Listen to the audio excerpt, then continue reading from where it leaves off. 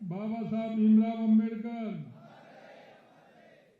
आज के संविधान संरक्षण मंच के आयोजित एक संगोष्ठी में मंच पर विराजमान कैबिनेट में मेरे साथी शिक्षा मंत्री सम्मानीय मदन दिलावर जी, कैबिनेट में मेरे साथी सामाजिक न्याय मंत्री भाई अविनाश गहलोत जी, मुख्य सचेतक जोगेश्वर गर्ग जी और हमारे पूर्व आईपीएस सम्मानीय कन्हैयालाल जी बैरवा जी, मेरे सामने बैठे सभी हमारे जनप्रतिनिधि विधायक, इस कार्यक्रम में आए सभी मेरे पूजा योग बुजुर्गों, नौजवान दोस्तों और मेरी माता बहनों, सबसे पहले तो मैं आप सभी को धन्यवाद देना चाहता हूं कि आज 25 जून है और 25 जून को आप भली भांति से जानते हैं कि जो लोग आज संविधान की बात करते हैं उन लोगों ने किस तरह से 25 जून 1975 को संविधान को विखंडन करने का काम किया और इस देश के अंदर जिस तरह से हम काले दिवस के रूप में 25 जून को मनाते हैं, उन्होंने देश को भयावह करने का काम किया। आज इस तरह के मौके पर हमारे संविधान संरक्षण मंच ने ये कार्यक्रम रखा है। मैं आप सभी को बहुत बहुत बधाई और साधुवाद देना चाहता हूं। संविधान हमारे लोकतंत्र और सामाजिक न्याय में प्रतिबद्धता है। मैं आपसे कहना चाहता हूं, संविधान हमारे देश का महत्वपूर्ण दस्तावेज ही नहीं है, एक जीता जागता हमारे देश का ये वो प्राण है जिससे कि लोकतंत्र की नींव, सामाजिक न्याय की व्यवस्था हमारा ये संविधान देता है। आपको पता है, लाखों हजारों उन देशवासियों ने हजारों सालों तक संघर्ष किया, क्योंकि इस देश में के अंदर कभी हूण आए, कभी कुषाण आए, कभी इस्लाम आया तो कभी अंग्रेज आए, क्योंकि देश कबीलों में बटा हुआ था, छोटे छोटे राज्यों में बटा हुआ था। बाहर से लोग आते थे, अपना आधिपत्य जमाते थे, देश को बांट देते थे और राज करते थे।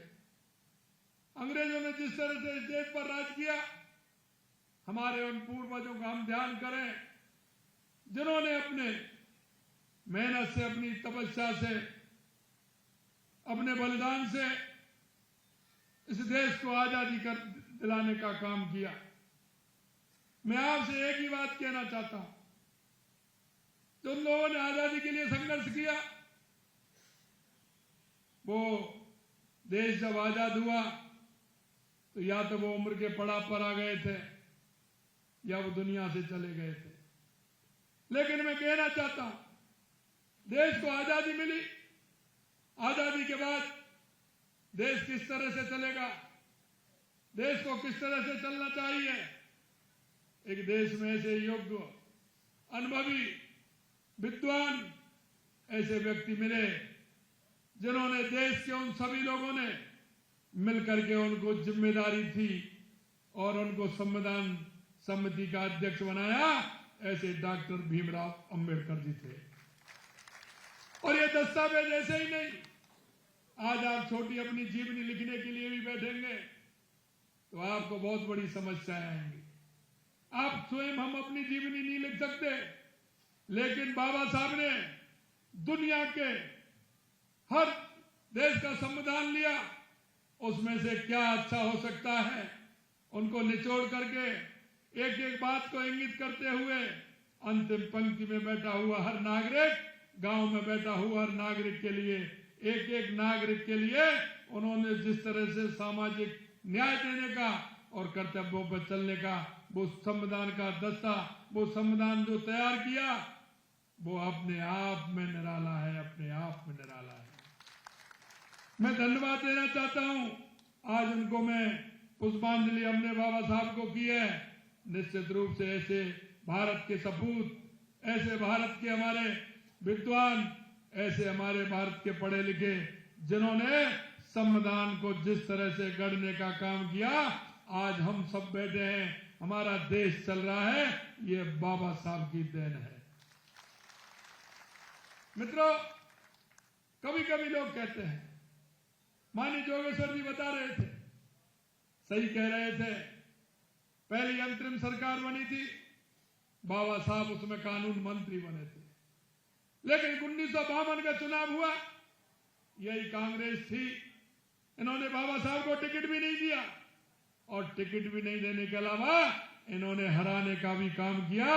बाबा साहब को इन्होंने संसद में नहीं पहुंचने दिया। दूसरी बात, मैं आपसे इतना कहना चाहता हूं मेरे भाई और बहनों, क्योंकि आजादी के बाद जब देश पूरा, आजादी से पहले देश पूरा आजादी की लड़ाई लड़ रहा था, सभी लोग साथ थे, कांग्रेस के नेतृत्व में आजादी की लड़ाई लड़ रहा था।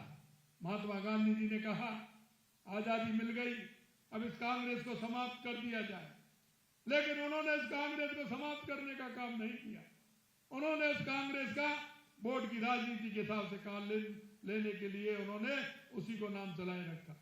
यही नहीं मेरे भाई और बहनों, आपने देखा होगा जिस तरह से आगे चलते हुए भारत की जिस तरह स्थिति पैदा की, देश को जाति पाति में बांटा, तुष्टीकरण के आधार पर चलाने का काम किया।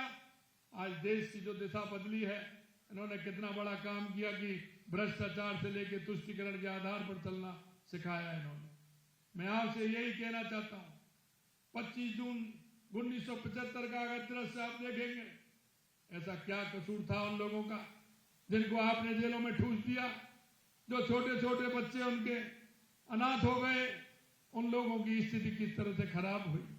आज मैं कहना चाहता हूं कि 25 जून 1975 को जिस तरह से इन्होंने तुरंत चुनाव का परिणाम आने के बाद जिस तरह की इन्होंने स्थिति पैदा की, चुनाव का परिणाम तो आ गया, लेकिन जो कोर्ट में उन्होंने केस किया तो उसमें चुनाव हार गए। चुनाव हारने के बाद उन्होंने देखा इस देश के अंदर क्या हो सकता है, आपातकाल की स्थिति उन्होंने लगा दी। आपातकाल की स्थिति नहीं लगाई। आपने देखा होगा कि हमारी प्रेस पर किस तरह से पाबंदी इन्होंने लगा दी। कोई भी व्यक्ति अगर निकल करके जाता था उसको बंद कर दिया जाता था। संविधान किसी भी राष्ट्र का आधार स्तंभ होता है, उसको कुचलने का काम इन्होंने किया।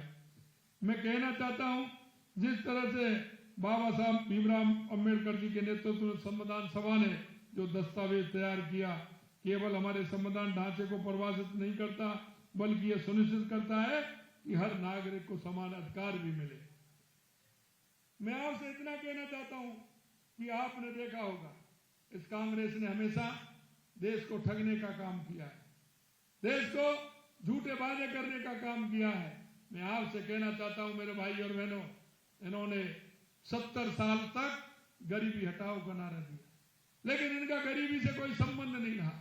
इन्होंने गरीबों को कभी नजदीक से नहीं देखा। मैं आपसे इतना ही कहना चाहता हूं, 2014 के बाद आपने गरीब कल्याण की योजनाएं, क्या विकास की योजनाएं हो, चाहे सीमाओं की सुरक्षा हो या आतंकवाद और नक्सलवाद से मुक्ति हो या दुनिया में बढ़ता हुआ भारत का गौरव हो, आपने देखा होगा। यही नहीं, बाबा साहब को सम्मान देने का काम भी हमारी सरकार ने किया। आपको पता है 2005 में मध्य प्रदेश में बाबा साहब की जन्मभूमि तीर्थ के तौर पर मऊ में भव्य स्मारक बनाने का काम श्रद्धेय अटल बिहारी वाजपेयी जी ने किया। यही नहीं, लंदन में जिस भवन में रहकर बाबा साहब ने पढ़ाई की थी, अध्ययन किया, उस भवन को खरीदकर शिक्षा भूमि तीर्थ रूप में स्मारक बनाकर माननीय प्रधानमंत्री नरेंद्र मोदी जी ने 2015 को राष्ट्र को समर्पित किया। इसी तरह नागपुर में 1995 में भाजपा गठबंधन सरकार द्वारा दीक्षा भूमि में भी तीर्थ रूपी भव्य स्मारक बनाने का काम किया। और आपने देखा होगा 26 अलीपुर रोड दिल्ली की जिस भूमि पर बाबा साहब ने अंतिम सांस ली, उस भूमि को 2003 में श्रद्धेय अटल जी के सरकार में अधिग्रहण किया और माननीय प्रधानमंत्री मोदी जी ने यहाँ पर निर्माण भूमि तीर्थ स्मारक बना करके उसको भव्य रूप देने का काम किया। मैं आपसे यही कहना चाहता हूँ, मुंबई के दादर में जहाँ बाबा साहब का अंतिम संस्कार हुआ, उस भूमि को चैत्य भूमि तीर्थ स्मारक बनाने हेतु अधिग्रहण भारतीय जनता पार्टी की सरकार ने किया। बाबा साहब के जन्म स्थान पर जाने वाले माननीय नरेंद्र मोदी जी पहले प्रधानमंत्री थे जो बाबा साहब के जन्म स्थान पर गए। मैं आपसे इतना ही कहना चाहता हूं कि जिस तरह से देश के यशस्वी प्रधानमंत्री नरेंद्र मोदी जी ने उन पंच तीर्थों का निर्माण करके बाबा साहब को हमेशा याद करते हुए और उन सिद्धांतों पर चलने का काम माननीय देश के यशस्वी प्रधानमंत्री नरेंद्र मोदी जी कर रहे हैं। यही नहीं, मैं आपसे कहना चाहता हूं, पंडित दीनदयाल उपाध्याय और बाबा साहब भीमराव अंबेडकर जी का एक ही विचार था। आपने देखा होगा, पंडित दीनदयाल उपाध्याय कहते हैं कि अंतिम पंक्ति में खड़ा हुआ व्यक्ति उसको लाभ होना चाहिए, वो समाज के सबसे आगे आना चाहिए। और यही बात बाबा साहब भीमराव अंबेडकर कहते थे कि वो समाज का अंतिम छोर पर खड़ा व्यक्ति जब तक वो आगे नहीं आएगा, हमारे देश का उत्थान नहीं हो सकता है। इसलिए मैं कहता हूं कि जिस तरह से बाबा साहब ने देश के गरीब के लिए, देश के मजदूर के लिए, देश के किसान के लिए, देश के युवा के लिए, देश की माता बहनों के लिए जिस तरह से संविधान में उनको आगे आने का काम किया है, ये बाबा साहब भीमराव अंबेडकर जी की देन है। हमारे हर समाज आगे बढ़े, हर समाज साथ चले, सबको अधिकार हो, समान अधिकार के साथ वो काम करे, ये बाबा साहब ने दिया है। मैं आपसे आज के मौके पर इतना ही कहना चाहता हूं, जिस तरह से कांग्रेस ने ये आपातकाल लगा करके संविधान को तोड़ने का काम किया, संविधान को बिखेरने का काम किया, लोगों की को आहत करने का काम किया, ये काला दिन 25 जून 1975 था। और आज के मौके पर मैं आपसे यही कहना चाहता हूं, जिस तरह से उन्होंने लगातार प्रदेश की चुनी हुई सरकारों को बदलने का काम किया, सबसे ज्यादा तो कांग्रेस ने किया है। आज कांग्रेस इस बात को कहती है, मैं आपसे यही कहना चाहता हूं, जब जब चुनाव आते हैं कांग्रेस गरीबी हटाओ का नारा देती है। अगर कांग्रेस चुनाव नहीं आए तो एक भी दिन गरीबी हटाओ का नारा नहीं देती है। अरे मैं कहना चाहता हूं, इंदिरा जी ने गरीबी हटाओ का नारा दिया, राजीव जी ने गरीबी हटाओ का नारा दिया, सोनिया जी ने गरीबी हटाओ का नारा दिया, बीच में मनमोहन सिंह जी भी दे करके चले गए, अब राहुल गांधी भी गरीबी हटाओ का नारा दे रहे हैं। भाई अब कब तक आप नारा देते रहोगे? लेकिन मैं एक बात कहना चाहता हूं मेरे भाई और बहनों, आप देख लेना, चुनाव में इनका घोषणा पत्र देख लेना और भारतीय जनता पार्टी का घोषणा पत्र देख लेना। हमने जो वायदे किए हैं, चाहे हमारी केंद्र की सरकार हो या हमारी राज्य की सरकार हो, हम आपको विश्वास दिलाना चाहते हैं, हमने जो वायदे किए हैं हम एक एक वायदे को पूरा करेंगे, ये हम आपको विश्वास दिलाना चाहते हैं। अंत में मैं आपसे यही कहना चाहता हूं, हमारे संविधान में मौलिक अधिकारों के माध्यम से देश के नागरिकों को सशक्त किया है, सुनिश्चित किया है। इस देश के हर एक नागरिक के साथ समान व्यवहार सुनिश्चित किया जाए, सामाजिक रूप से कमजोर उन्हें संबल दिया जाए। हमने आपने देखा होगा, हमारी सरकार को आए कुछ दिन हुए, 6 महीने हुए, लेकिन हमने आपसे कहा था कि सामाजिक सुरक्षा जो व्यवस्था की पेंशन है हम उसे बढ़ाने का काम करेंगे। हमने सामाजिक सुरक्षा पेंशन बढ़ाने का काम किया है। अगले कुछ दिनों में ही हम आपको सभी खातों में हमारे सामाजिक सुरक्षा पेंशन सभी के खातों में पहुंचेगी। यही नहीं, हमने कहा कि किसान सम्मान निधि बढ़ाने का काम करेंगे, हमने किसान सम्मान निधि बढ़ाने का भी काम किया है। हमने कहा कि हम हमारी बहनों को, महिलाओं को 450 रुपए में सिलेंडर देंगे। 15 दिसंबर को हमारी सरकार ने शपथ ली थी, 1 जनवरी से हमने 450 रुपए में 73 लाख महिलाओं को सिलेंडर देने का काम किया है। मैं आपसे इतना ही निवेदन करना चाहता हूं कि हमारी जो सरकार कहती है वो हम करके रहते हैं। मैं इतना ही आपसे निवेदन करना चाहता हूं कि जिस तरह से सामाजिक न्याय का अर्थ समाज के हर व्यक्ति को उसके अधिकारों कर्तव्यों में समानता मिलना, भारतीय संविधान में सामाजिक न्याय की प्रतिबद्धता कई अनुच्छेदों में प्रकट होती है, जो विशेष रूप से कमजोर और पिछड़े वर्गों के लिए आरक्षण और संरक्षण करती है। और जिस तरह से ये कहते हैं कि आरक्षण हटाने की बात हमारे देश के यशस्वी प्रधानमंत्री नरेंद्र मोदी जी ने कहा है कि दुनिया की कोई भी ताकत आरक्षण को नहीं हटा सकती। और आज हम भी कहना चाहते हैं कि जिस तरह से कांग्रेस झूठे अफवाह उड़ा करके गुमराह करने का काम करती है, मैं आपसे कहना चाहता हूं मेरे भाई और बहनों, हमें ऐसे लोगों से सजग रहना है, आपको देखना है, क्योंकि आपने देखा है कि हमेशा क्या कहते हैं और करते क्या हैं। आप कथनी और करनी में अंतर समझते हैं। अंत में इतना ही कहना चाहता हूं, इन सारी बातों को हमें समझना होगा। हमें ये भी देखना होगा कि हमारे संविधान के निर्माता बाबा साहब भीमराव अम्बेडकर ने जो हमें न्याय की परिभाषित किया है, संविधान को जिस तरह से सामाजिक न्याय के आधार पर रचा है, मैं आपसे इतना ही कहना चाहता हूं, बाबा साहब ने जो संविधान रचा है उसको दुनिया की कोई भी ताकत हो उसे कोई नहीं बदल सकता। या आप बाबा साहब के उस संविधान पर विश्वास करिए। अंत में इतना ही कहना चाहता हूं कि इस तरह के कार्यक्रम आपने आयोजित किए हैं, निश्चित रूप से मैं आपके संविधान संरक्षण मंच को बहुत बहुत बधाई और साधुवाद देना चाहता हूं। भाई राम साहब जी इसके संयोजक हैं, उनको भी बहुत बहुत धन्यवाद और साधुवाद देना चाहता हूं। आपसे इतनी अपेक्षा है कि आप अपने अपने क्षेत्र में जाएं, क्योंकि हम एक नागरिक हैं। अगर किसी व्यक्ति को हमारे गांव में, हमारे मोहल्ले में, हमारे परिवार में किसी तरह की आवश्यकता हो, क्योंकि केंद्र सरकार की स्कीमें, राज्य सरकार की स्कीमें कई लोगों को जानकारी नहीं होने के अभाव में वो इस स्कीम का फायदा नहीं ले सकते हैं, उनके बाद वो स्कीम का फायदा नहीं उठा सकते हैं। आप सभी से मैं आह्वान करना चाहता हूं, एक देश के नागरिक, एक प्रदेश के नागरिक होने के नाते कि हम सब एक ऐसे सच्चे नागरिक हैं, हमें भी हमारे समाज के हर व्यक्ति का ध्यान रखना चाहिए। हमारे समाज के अंदर, हमारे घर के नजदीक में, हमारे मोहल्ले के नजदीक में ऐसे कई लोग रहते हैं जिनको आवश्यकता है, क्योंकि मुर्गी के लिए तकुआ का घाव बहुत बड़ा होता है। मेरा वो भाई जो अंतिम पायदान पर खड़ा है, उसको आवश्यकता है, उस मेरी बूढ़ी माँ को दवाई की आवश्यकता है, मेरी बहन को आवश्यकता है, मेरे बुजुर्ग पिताजी को आवश्यकता है, मेरे चाचा जी को आवश्यकता है।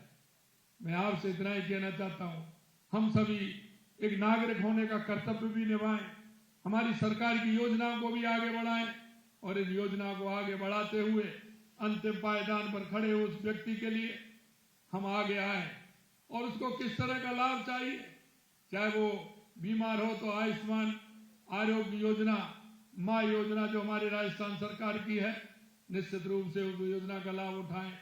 हमारे 70 साल से ऊपर हमारे बुजुर्ग हैं, उनका 5 लाख तक का इलाज फ्री है, उनको हम दिखाएं। ऐसी बहुत सारी योजनाएं सामाजिक क्षेत्र में हमारी योजनाएं चल रही हैं। मैं आपसे इतना ही कहना चाहता हूं, उन योजनाओं को लेकर के उस हर व्यक्ति को उसका लाभ मिले और बाबा साहब के इस सामाजिक समरसता के विषय को आगे बढ़ाते हुए, सामाजिक न्याय की अवधारणा को आगे बढ़ाते हुए उन व्यक्तियों को सबको लाभ मिले। अंत में इतना ही आप सभी से कहना चाहता हूं कि उसका लाभ उठाएं और मैं पुनः हमारी इस संविधान संरक्षण मंच को साधुवाद और धन्यवाद देते हुए मैं इतना ही कहना चाहता हूं कि आपने अच्छा कार्यक्रम रखा है, उस कार्यक्रम में हम सबको बुलाया है। आप सभी को बहुत बहुत धन्यवाद। नमस्कार, जय हिंद, जय भारत, जय राजस्थान।